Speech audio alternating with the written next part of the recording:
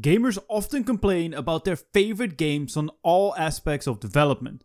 Quality of life, needed bug fixes, gameplay changes, etc. This usually comes out of love for the game and the community wanting to push it to be the best it could be.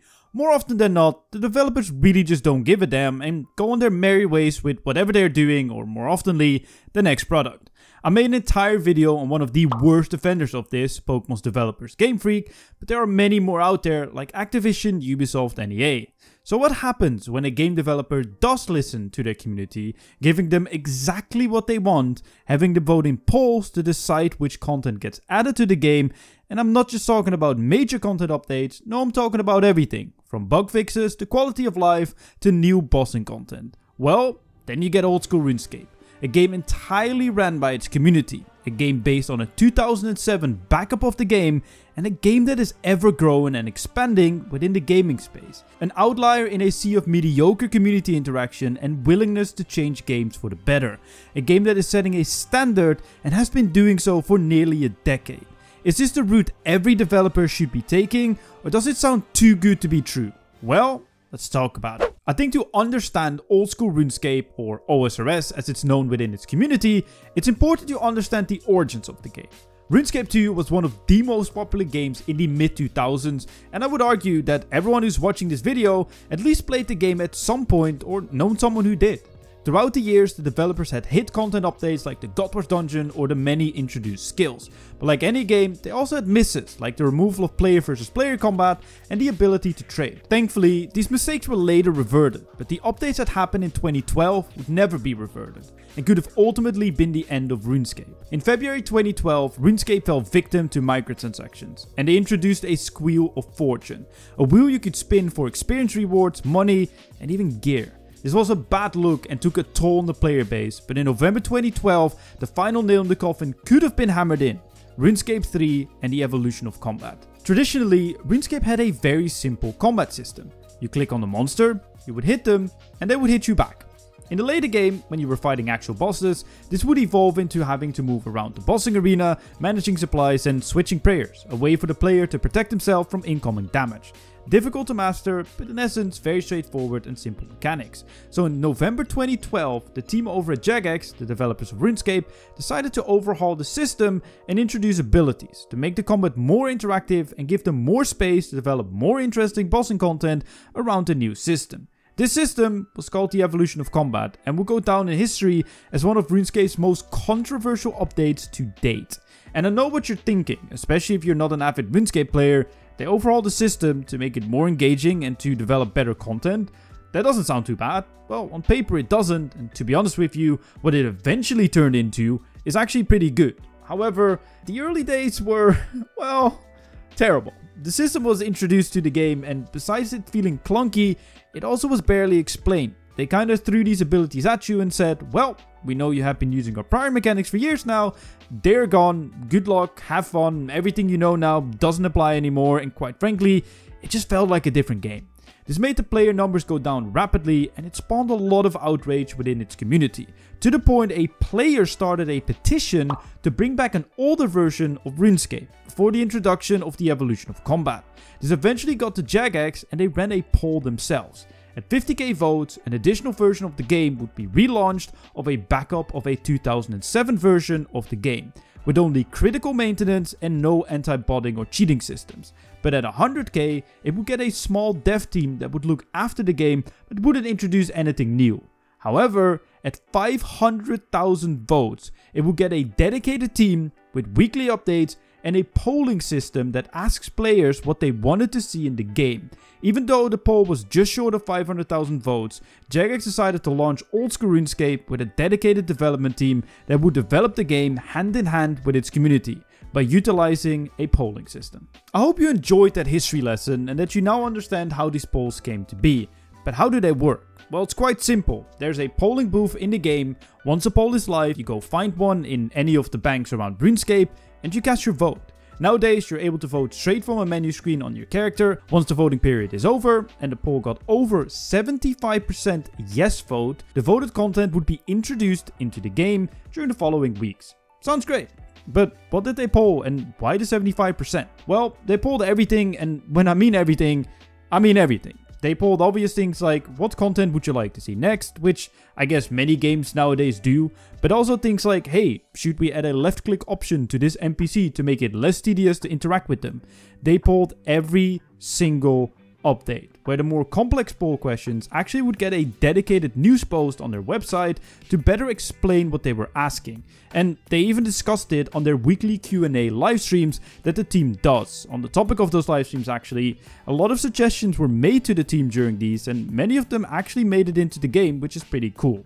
And the 75%, well, that was there to make sure the majority of players actually wanted the changes added to the game, which later got lowered to 70%, but we'll get into that a little bit later. At first, the team would run poll questions to reintroduce prior content and quality of life updates that were added to the game after the backup server's origin date. Between 2007 and 2013, RuneScape made a lot of great quality of life changes to its game and added a lot of content that people did love, like the God Wars dungeon. A dungeon introducing some of the strongest gear in the game through 4 vastly different and difficult bosses, and this update was pretty much finished within the backup they used, because it released not long after it was taken.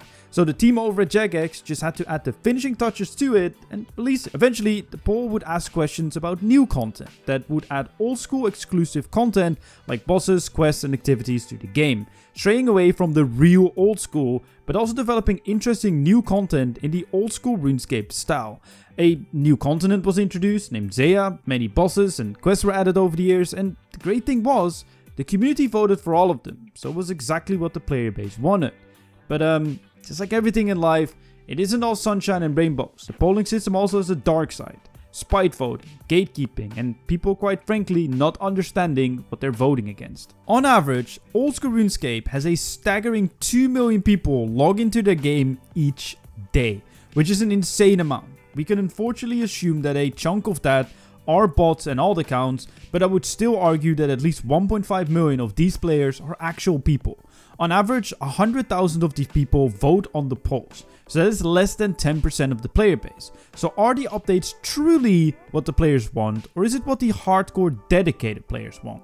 Well, that is very tough to say, especially because RuneScape does everything in its power to make people aware of these polls happening, and quite frankly, all players get the chance to vote on these polls. So if the less hardcore players want to make a difference, they can. So I think it's not the strongest argument to be made.